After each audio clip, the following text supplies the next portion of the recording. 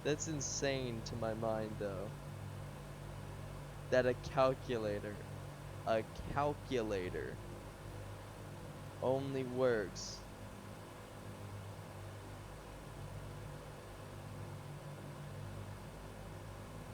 on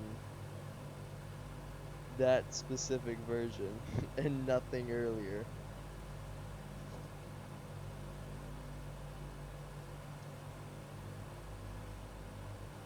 Is there like no way to get a calculator on my on my watch then?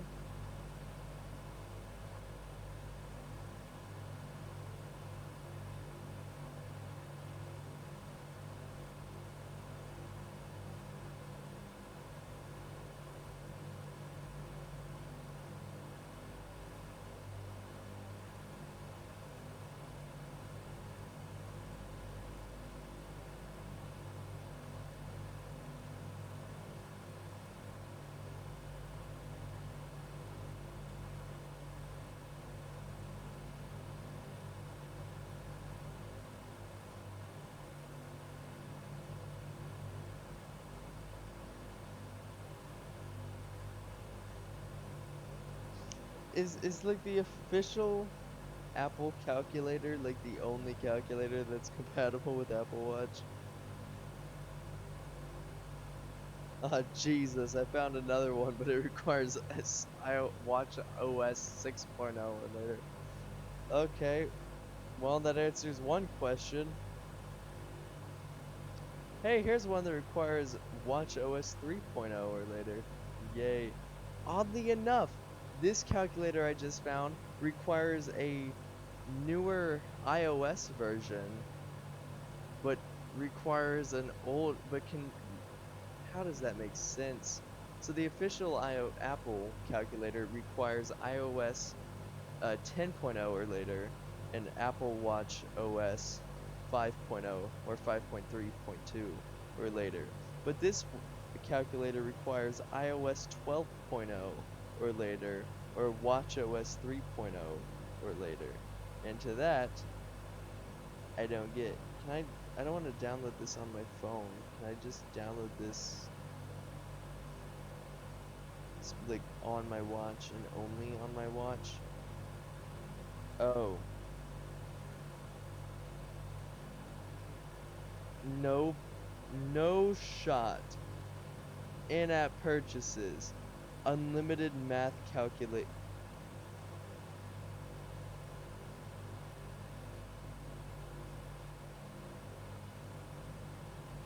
There is no way on God's green earth that you have to pay a monthly subscription for this calculator.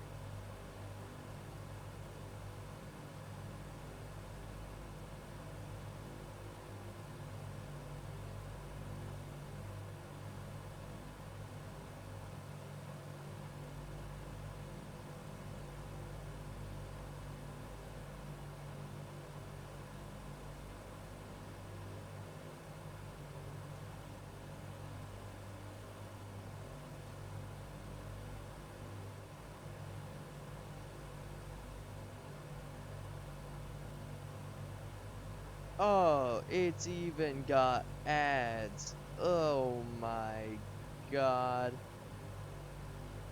That is absurd. A calculator app that requires a monthly subscription to use, but still displays ads.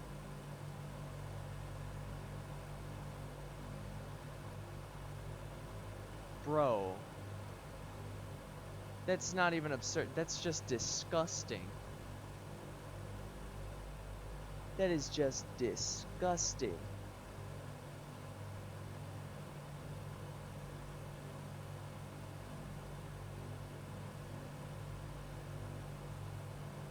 There are no words.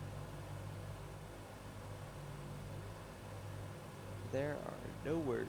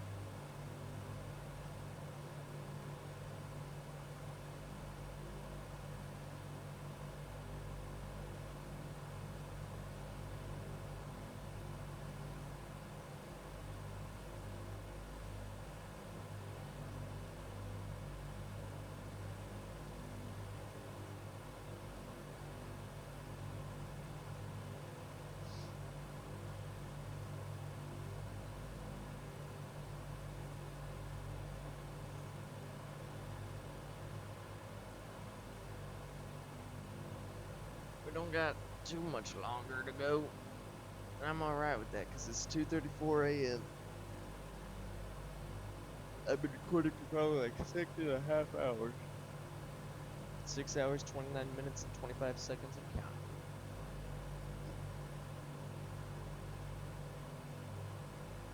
Meaning, this is going to be like a 7-hour video. A bit longer than I initially thought, not gonna lie. And I made the assumption that it was 4 to 6 hours, because when I look in my Microsoft Flight Sim logbook, it only counts total airtime. And all in total, it's like 4 hours, 4.5 hours of flying. So I just assumed, 30 minutes on the ground in each stop, blah, blah, blah, blah, blah, all evens out like 6 hours, but no, it's like 7 apparently. Although I did ramble on at the beginning of it, but still probably like 7 hours. Because I spent like half an hour rambling on the ground, I think. Maybe less, maybe a little bit less. And then the time to actually get the aircraft ready, so just, if it takes like 7.5 hours till we get on the ground, just take half an hour off. And I can already make the executive decision that I'm not posting this until I wake up tomorrow. I'm too tired. It's currently 2:36 in the morning. Ugh. But not too much longer. Our top of descent was 140 miles, and we are 175 out, and according to this, 39 minutes and 30 seconds, I guess, from Yellowknife.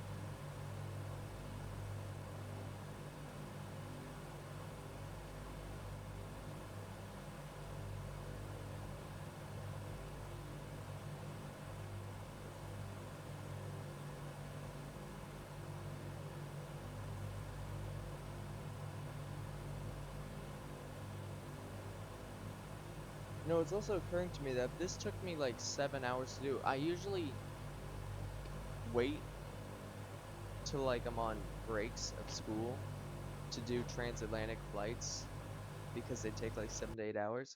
My sim just crashed. No, it didn't. My audio cut out. Thought my sim crashed. My audio just cut out. Is my mic still good? Yeah, my mic's still good. I thought Microsoft Flight Sim just crashed. My audio just cut. I thought it crashed. No, my headphone shorted out. I don't know if that messed up, like if that's made some audio spikes. If it did, I apologize. But because transatlantic flights take like 7 to 8 hours to do. So if this takes about 7 hours to do, that proves to me, hey, I don't have to wait for breaks to do transatlantic flights. I can do them, on a weekend. It's just, doing 7 hours to do this doesn't feel as long because, there's a lot that goes into it. Like it's 7 hours, yeah, but I'm also doing like 5 takeoffs, 5 landings. Meanwhile, and all of that adds into 7 hours. Meanwhile, doing a transatlantic flight, I take off wait 7 hours and then land. Like, there's a lot more downtime. Like, I spend 7 hours, but I'm constantly doing something, for the most part, on a valley run. But doing a transatlantic flight, I spend 7 hours doing, like, nothing.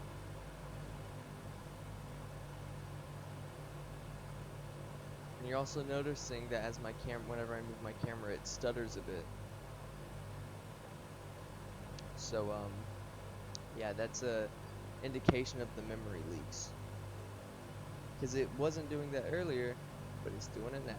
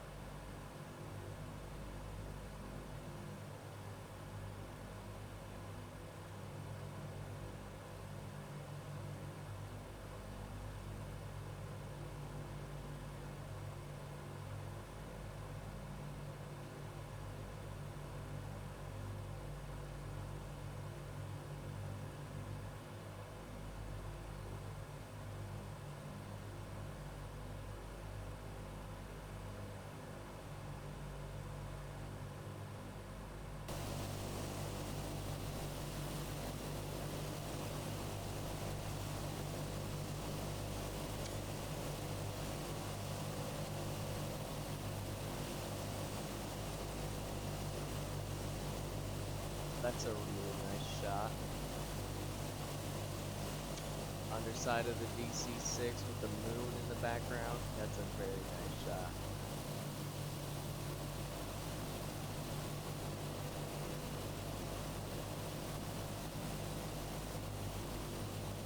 So I believe that's a waning crescent. I don't really know. Like, I know what waning and waxing means, and when it comes to the moon, but I don't really know. I believe that's a waning crescent.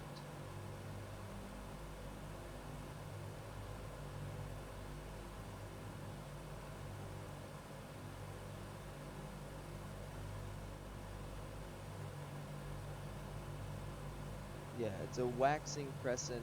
Although that's actually more of like a last quarter. Can this fucking image stop? I'm trying to zoom in on it, and it's just blip blip blip. Like, oh my god, just stay still.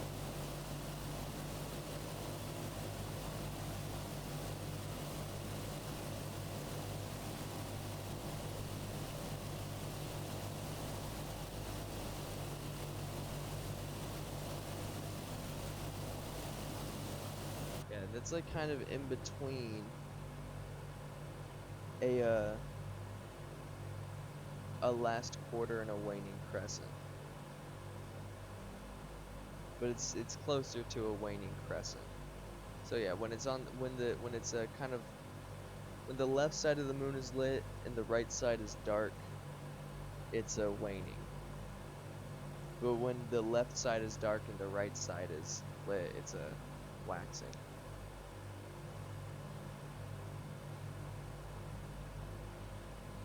Cool.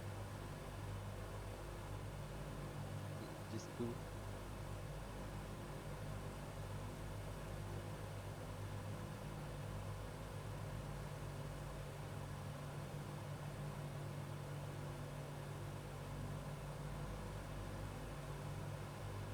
Oh, shoot. Altitude control off. Let's begin our descent.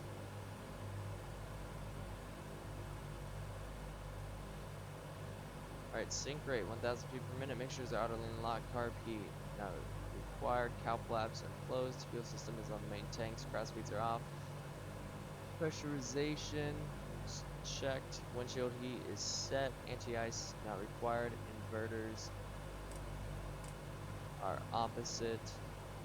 Seatbelt signs on. Hydraulic system bypass control is on. Throttle lock is off. So we're going to be keeping about 30 inches of manifold pressure.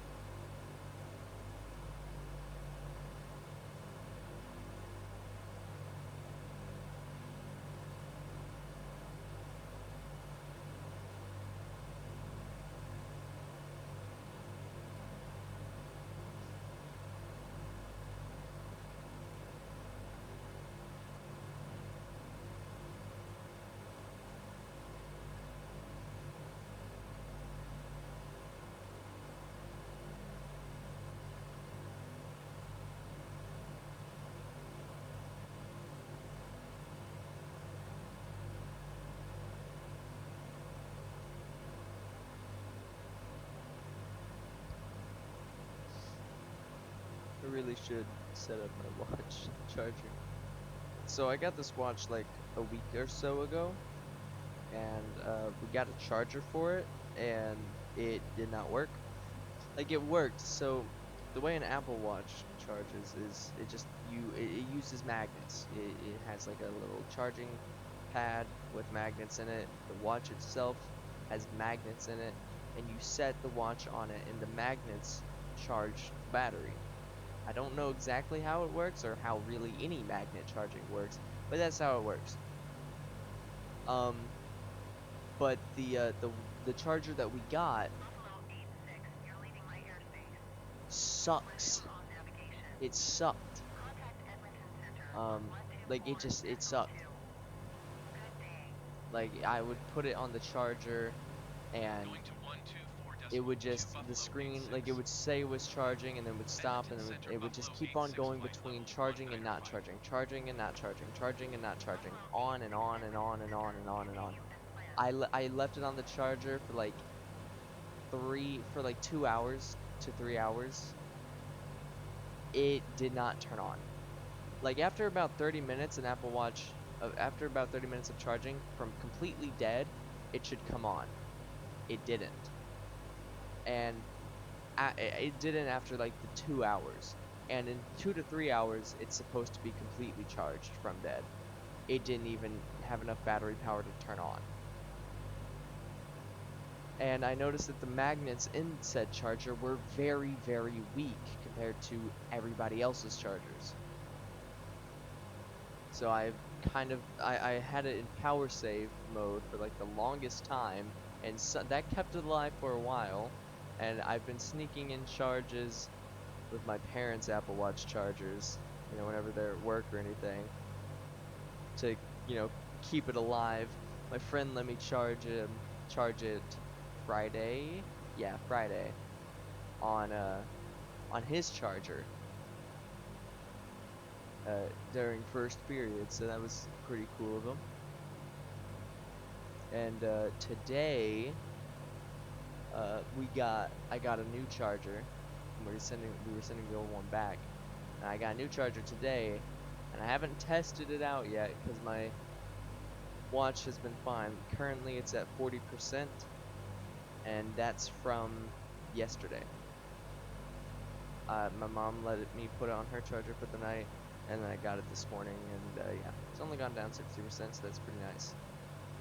But once we land and I get, you know, everything ready and I'm going to sleep, I'll get that charger plugged in and actually see if it, you know, does the thing it was designed to do.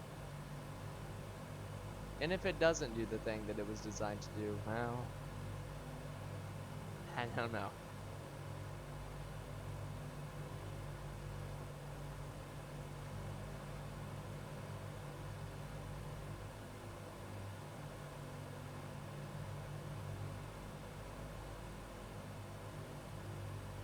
I cannot wait for our wheels to touch down in Yellowknife.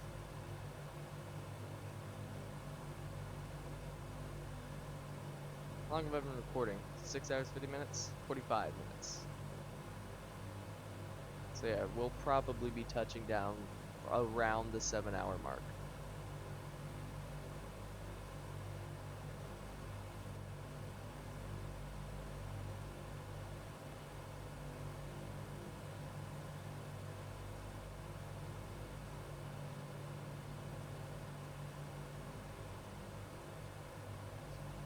So, earlier when I was talking about my favorite GA aircraft and how it was the Beechcraft G36, you know, it's a thing of, it's a cool plane, I'd like to fly it, I'd like to own one.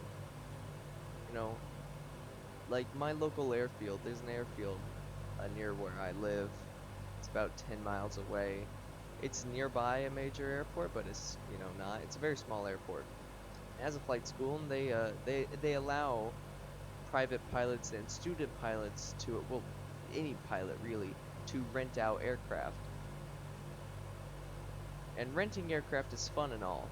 However, like renting a car, that's cool, but owning a car is really nice. So I'd really like to eventually own my own private aircraft. Now, planes are expensive, even single-engine aircraft. Like a Cessna 172 can go up to like $100,000. Its close brother, a Cessna 152, can go, you know, used $40,000. A G36, however, is much more expensive. It's a single-engine aircraft, low-wing design. It's got, you know, a single 3-bladed propeller engine. I think it's 3-bladed, I think. It might be 2 actually, 2 blades. It's got retractable landing gear, it's got a rather nice range, it's a very luxurious plane. And it can range anywhere brand new, according to Beechcraft, anywhere from $500,000 to $777,000. And that's a lot of money. So for instance, the average airline pilot makes around $120,000. So 120, 240, 360, 480, it would take, you know, little over I'll say 5 years, a little under 5 years.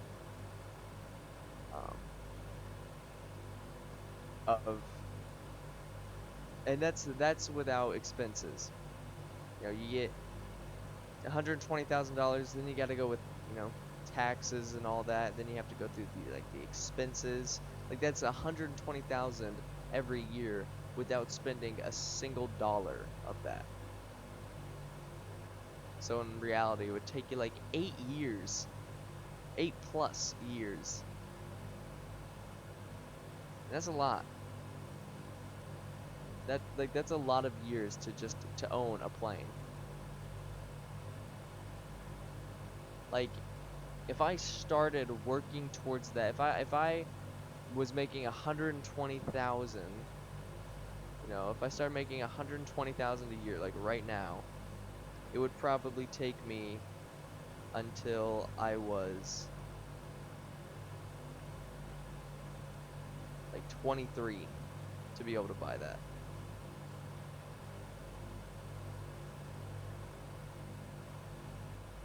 Like, it's a really nice plane. And I would absolutely love to own a G36. But it is expensive. Like, more expensive than I ever thought it was. Like, I thought it was an expensive plane, like maybe a couple $100,000 just because of how advanced it is and how, like, complex it is for such a, you know, small private aircraft. But it's so much more expensive than I thought it was. I accidentally jolted the yoke just then. I'm glad nothing bad happened. Which actually brings up a funny story. I don't know if I ever talked about this. One time I was flying the MD-11 from Newark to Paris. And in X-Plane 11, so in Microsoft Flight Sim, I use my pedals from my honeycomb, not my honeycomb, my Logitech Momo racing wheel as a rudder. However, in X-Plane 11, I cannot use those, so I use my steering wheel for the Logitech Momo for the rudder. And that works well. However, occasionally, I don't know why, whether it's a short in the wiring or something like that, it'll just it'll kind of disconnect and then reconnect, and whenever it connects to the PC, it'll calibrate itself by moving the wheel like fully left, fully right, and then returning to center. One time I'm flying the MD-11, I'm in my bed, I'm about to take a 2-hour nap because it's a long flight, and then I just hear of like the disconnect sound, like the reconnecting sound of the Windows makes, and then I hear the wheel, the motors in it just going, 132.5 Buffalo 86. Edmonton and I Center look Buffalo over, 86 12,200 feet. and I hear that master, like the warning go off, and I immediately know, like, oh god. I hop out of bed, I rush over, I grab that wheel, I put it into center, I'm grabbing the yoke, getting it all corrected, getting the autopilot back on. I even I went after that, I went into my settings, and I just took the wheel off of the thing, to where it wasn't controlling the rudder anymore, because I didn't want to repeat of that while I was asleep, because it disconnected the autopilot when it did that because of the rudder input, and when it did when it did its calibration, it caused the plane to go into a very excessive bank, and it caused the plane to nose over, putting it into a very steep descent. It's not good, was not fun, would not recommend. Alright, blowers are low, supercharger is low, RPM is 2200.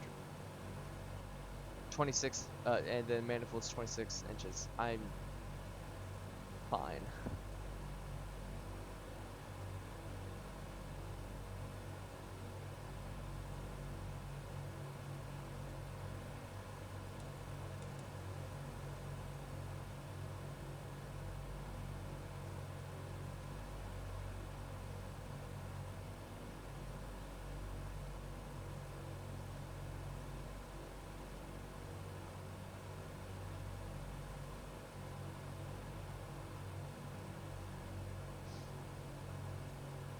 I'm tired.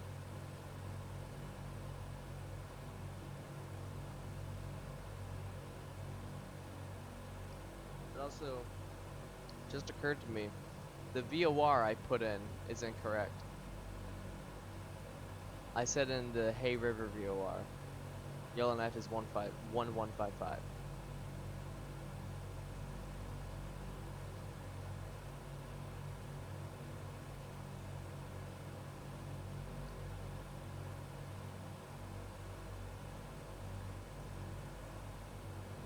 And we're passing 10,000 in 3, 2, 1, pass. So we're now officially below 10,000. I'm also going to talk about PCs for a minute. So earlier I was talking about how I got a new graphics card. So for a while, since like 2019, I've been rocking a MSI Gaming X GeForce GTX 1660 Super. Recently, I got an MSI Gaming RTX 3070. And I'm gonna start off by saying the 3070 is wonderful, and you know what's unfortunate? I bought that 1660 Super for 600 bucks. I mean, sorry, for 300 bucks.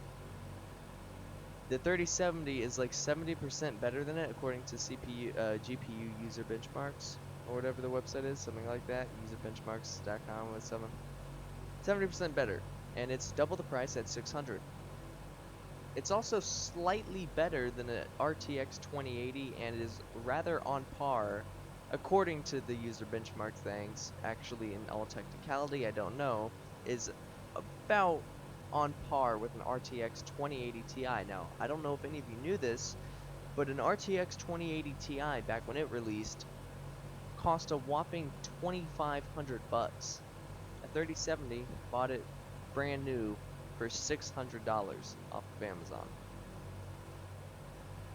So it was double my 1660 and like 3 times cheaper than a 2080 Ti. But it's, I don't know, it's just a way better card. And I'm going somewhere with this. So it's a hot card. What I mean by that is it gets hot. You know, it's a very powerful graphics card. Like, it has a really good heating system in it. But that does not change the fact that it gets hot. Like, I haven't actually taken a look at anything. Like, I have software to see how hot my GPU is running, and I haven't looked at that yet. I'm actually somewhat curious to open it up. However, I do not want to open it up while I'm playing Microsoft Flight Sim, just in case it crashes. I don't know if it would. It's never done anything like that before, but always a possibility.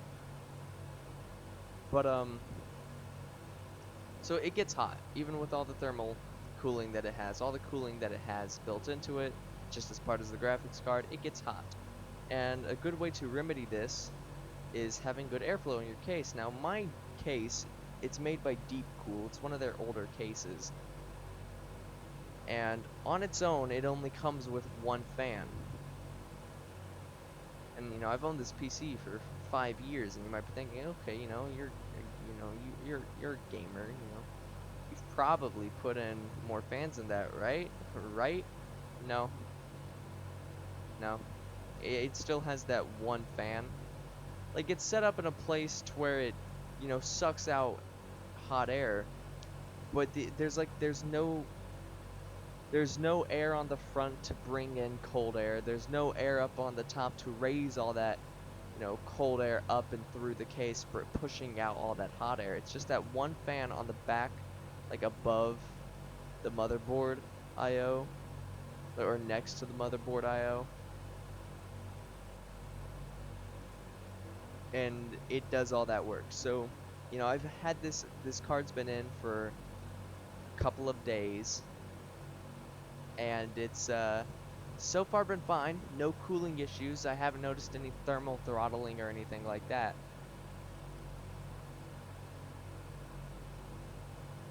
And like, everything seems fine, but it's just that, you know, who knows.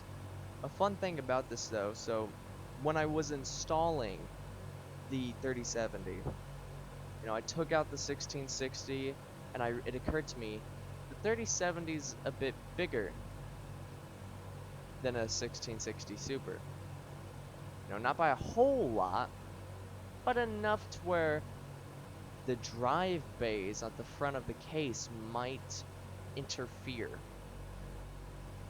And I got all the wiring out of the way for like the motherboard cable, the USB 3.0 cables for the front panel connectors and all that. Got them out the way.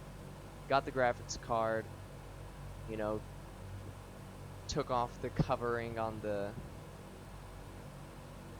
PCIe thing, and I opened up the lock, tried to put it in. Nope. By like half an inch. Too long by like half an inch.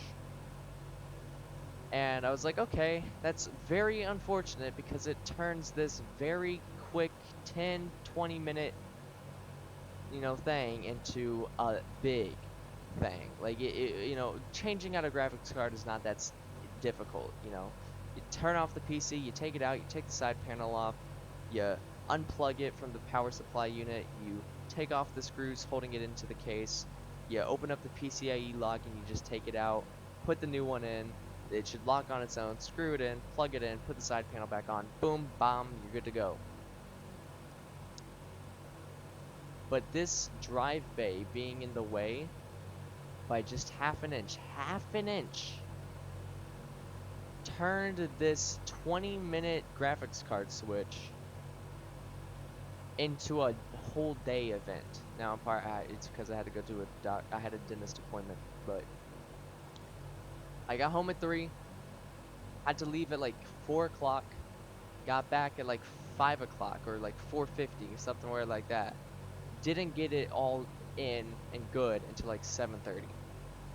Because this drive bay was screwing me over by literally half an inch.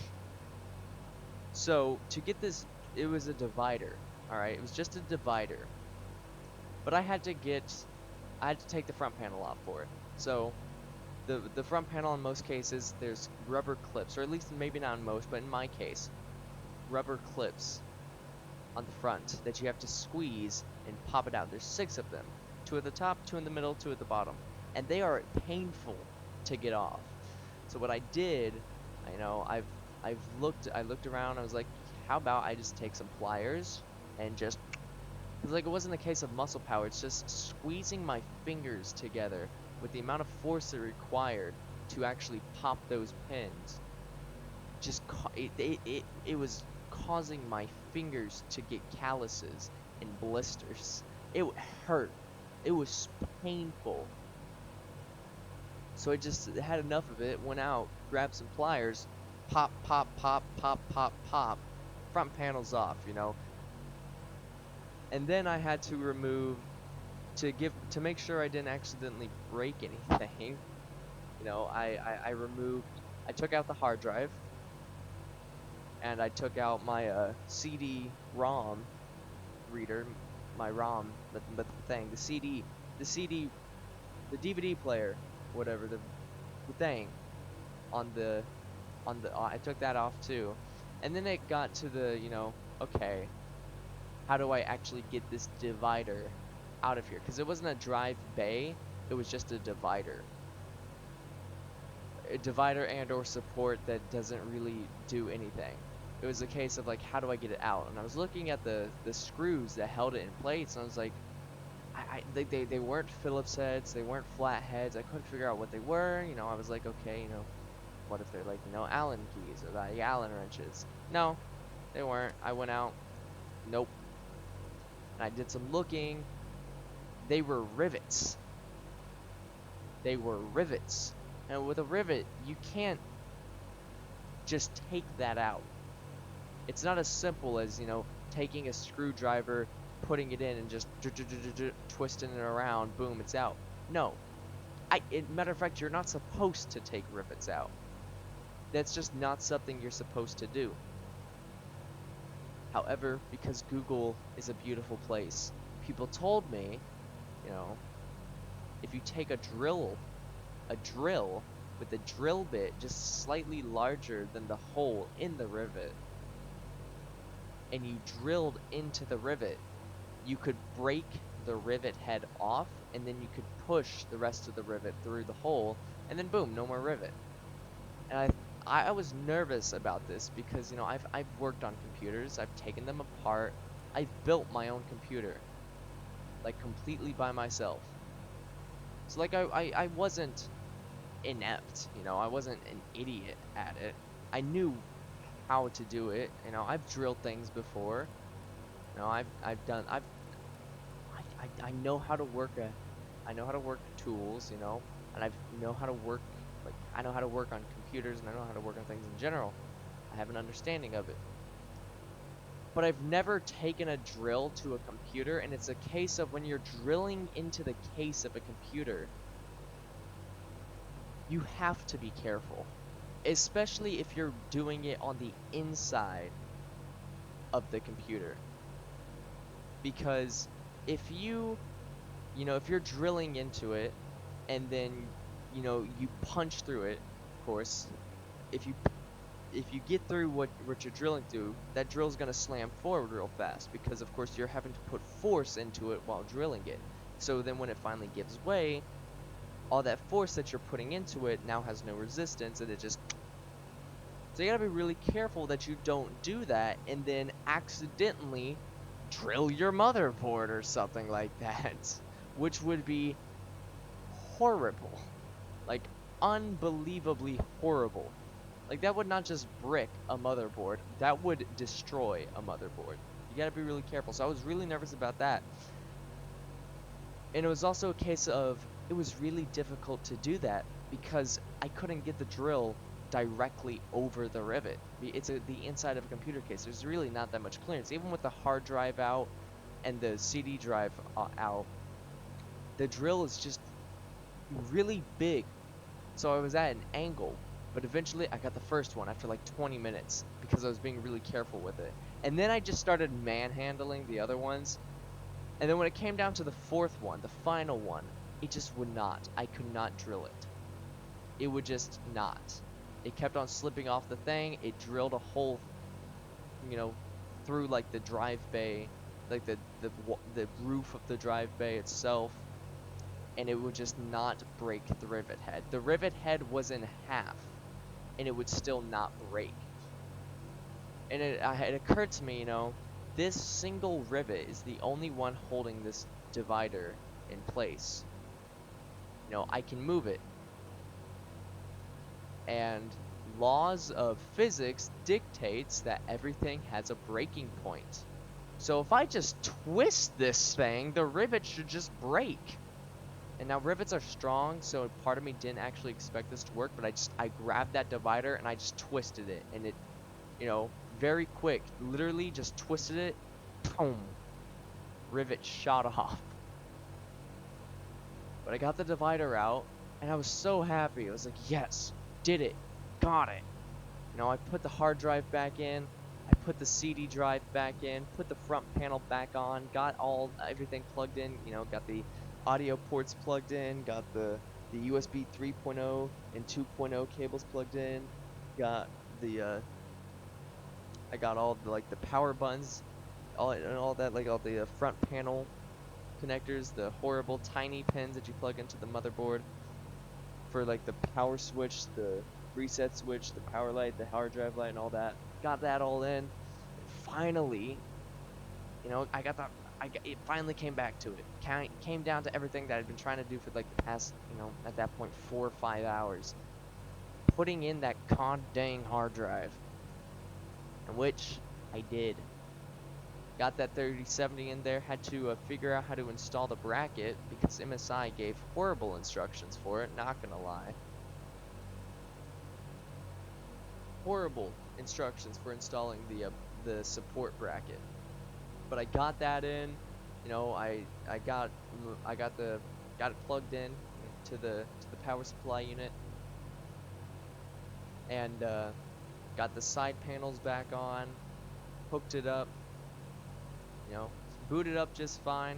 Everything was a little weird. I was worried that it wasn't running off of the GPU and that it was running off the integrated GPU and my CPU, because AMD still makes processors with integrated GPUs. But I got the drivers from NVIDIA, loaded it up, downloaded them, installed them, restarted my PC, came back up, everything was fine. And yeah, very eventful. I've never drilled a PC before. I didn't really ever want to start, I didn't want to start drilling a PC, but I did.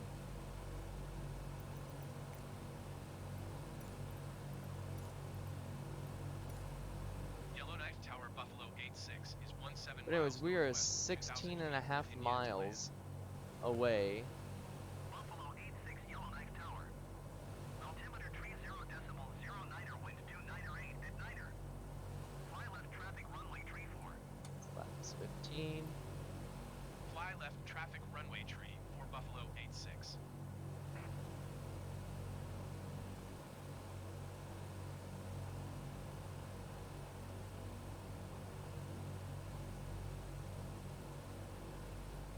Go ahead and go flaps 20.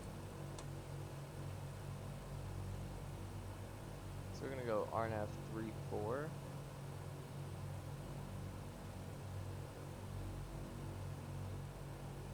Setting this just because it's easier.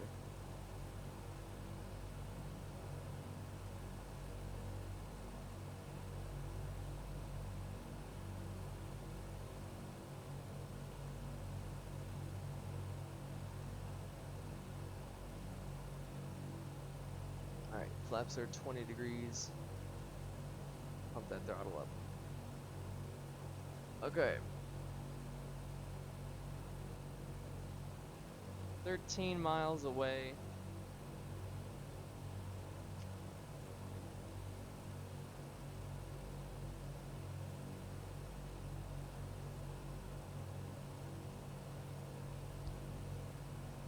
Holy crap, I'm tired, man. I cannot wait to land. It's gonna be a blessing.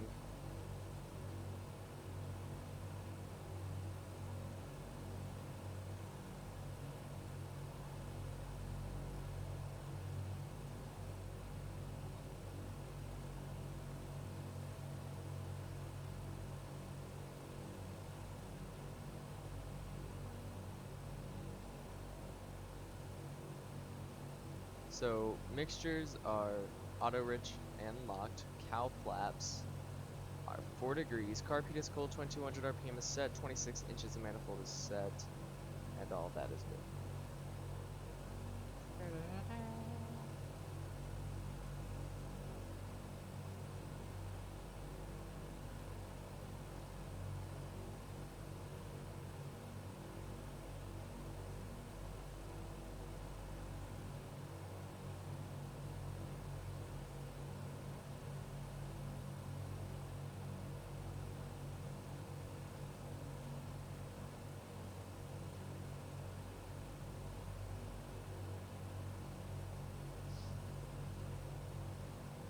I'm going to try and make this a smooth landing.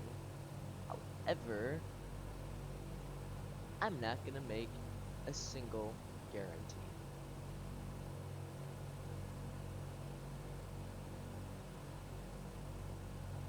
We've still got a cumulative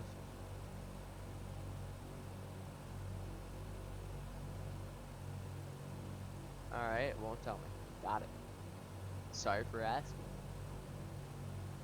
I don't think I've ever seen this before.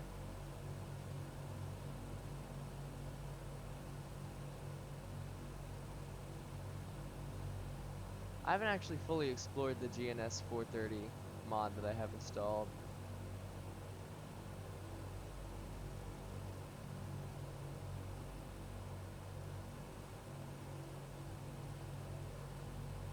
I don't know what this does.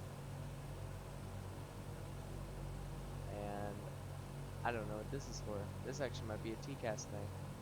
This, don't know. This, that, and then this. Something. I don't know.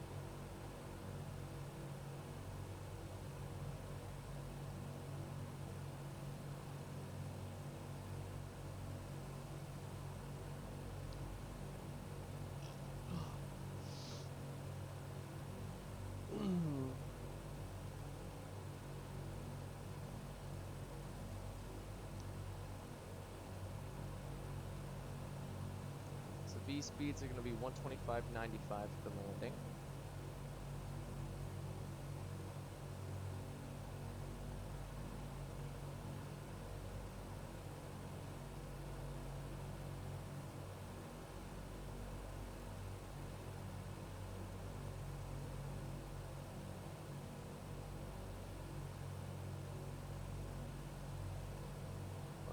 20 degrees.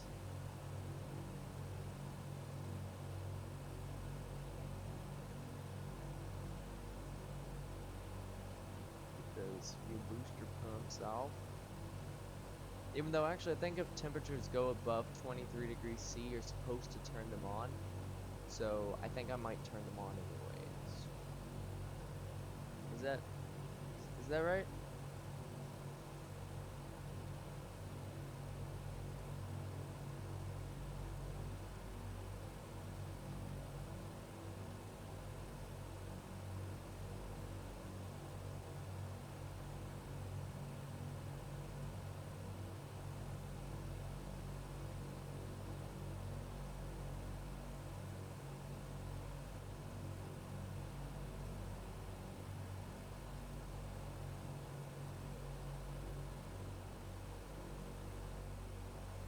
I don't know.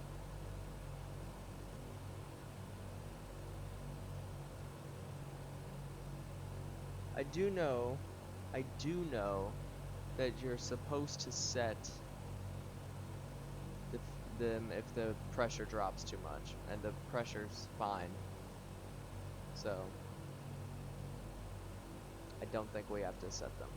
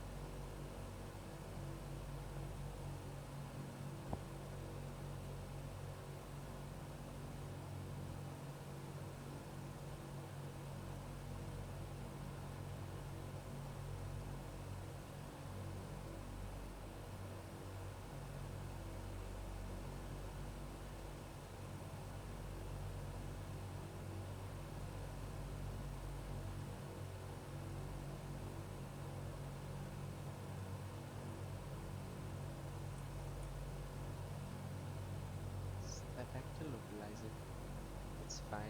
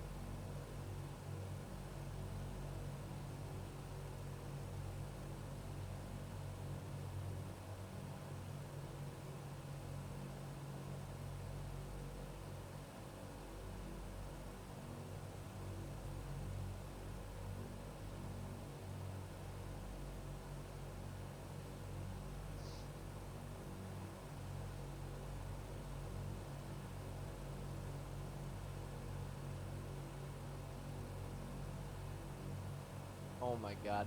So for a long time I've been saying I wish there was like a thing on this GNS to tell me like how many miles the range is. There is. It's just tiny and it's right behind this.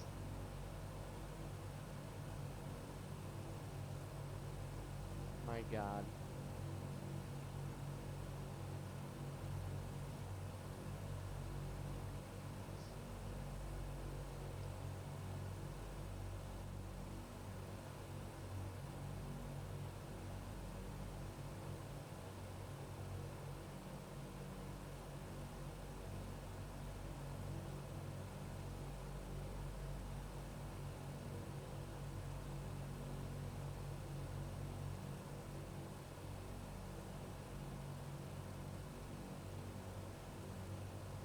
Okay.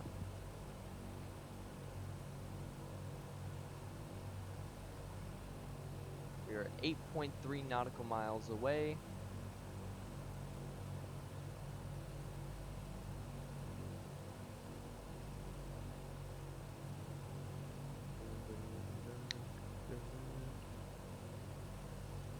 Alright. 2400 RPM.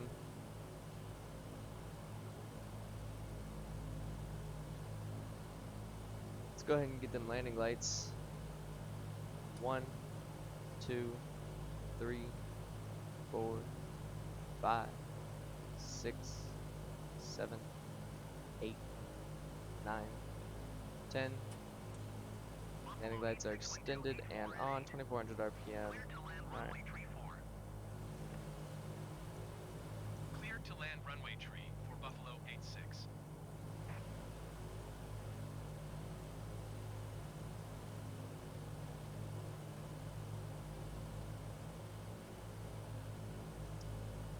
Alright. Gear up and down. 5 nautical miles. Gyro pilots going off. Oh my god, gyro pilot, why did you do that? Why did you, like, trim down right when I disconnected you? That was not at all what I wanted, but okay. Flaps can go to 30. Bring that power back.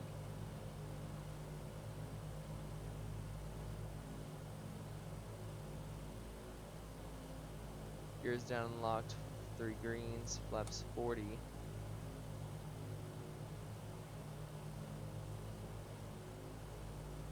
Matter of fact, let's just dump the flaps. Flaps are full, gears down and locked, 3 greens, 2400 RPM, landing lights are extended and on. And we have landing clearance.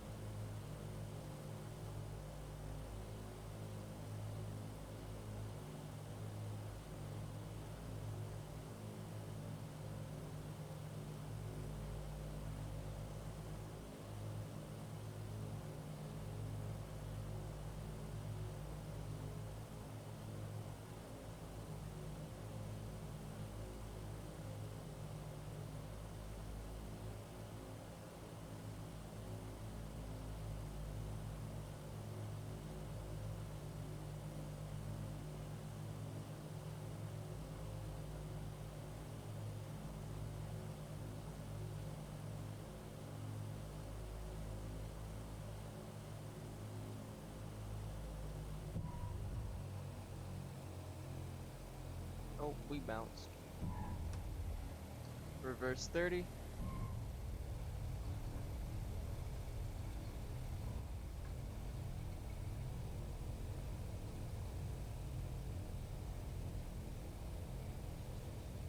Buffalo 86, turn next taxiway.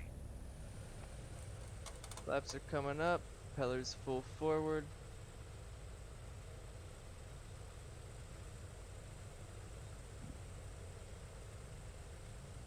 Landing lights. 2, 3, 4, 5, 6, 7, 9, 10. Off and retracted. Cow flaps. Full open. Buffalo 86 exit runway when able. Buffalo 86 contact ground on 121.9er.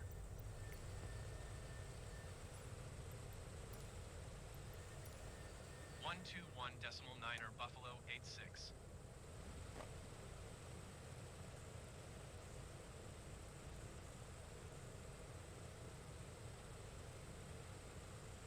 Alright. After landing checklist, cow flaps are open, flaps are up, propellers are full forward, anti-icing is off with the pitot heater going up, so I think it's off. Yep. Pressurization is checked. Landing lights are off and retracted. Auto feathers off. Cooling turbine off. We're not gonna bother with that, with the requesting a taxi clearance, because they're weird about it. There have been a lot of times to when I'm in the DC-6 and I land here at Yellowknife and I'll request taxi to like parking and they'll take me over there to the gate. There's also been times to where I cannot acknowledge the taxi clearance, meaning I'm just sitting there taxiing while listening to, you know, Buffalo 86. Please acknowledge last transmission for like 5 or 10 minutes until they say, you know, ATC service is terminated. Good day.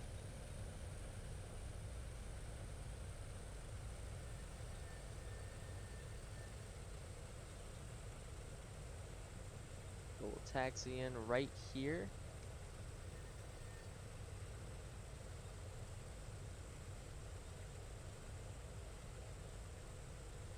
And then we'll stop right here. Parking brake is set. Parking checklist. Parking brake set. Mixtures. To idle cutoff. Magnetos are off. Inverters are off. Generators off. Gust lock engaged. Position lights off. Beacon lights off. Those can go off. All that's off. Fuel tank selector valves off. We're gonna open up that.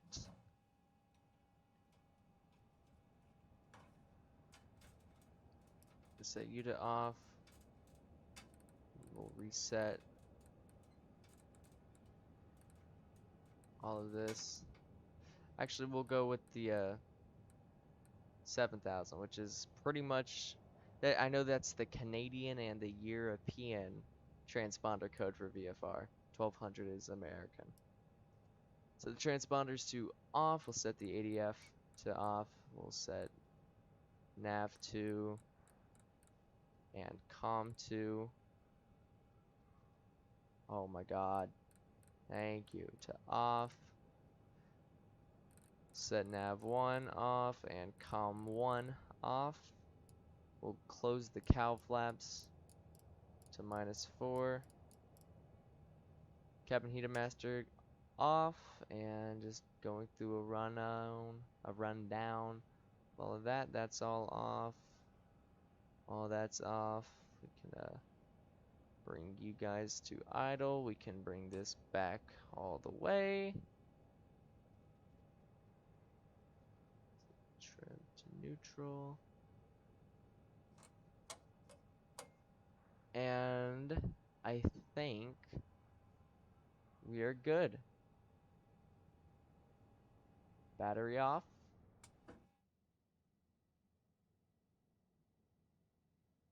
Fly pad off, and there we go. Flight complete. Well, so that is that super long flight done. Super long flights. I've been recording for 7 hours, 28 minutes, and 15 seconds, and counting it is 3:33 a.m. on August 21st, 2022. I'm tired. I am tired. I am like deathly tired. So I'm not going to waste anything more.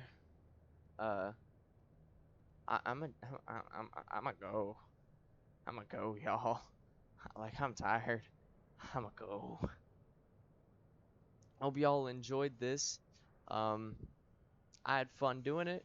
You know, other than the landing into the fly into Tulita, where I was getting really annoyed with the trim. That was mainly amplified by the fact that I was really tired then. I'm even tired now. Even more tired. But I hope y'all enjoyed it. Don't know if I'm going to be doing another run, at least for a while, because of just, you know, mentally taxing it is. So I hope y'all enjoyed, and I'll see y'all next time. Hopefully maybe in either a G36 or the MD-11. But for now, that's it, y'all. See you later.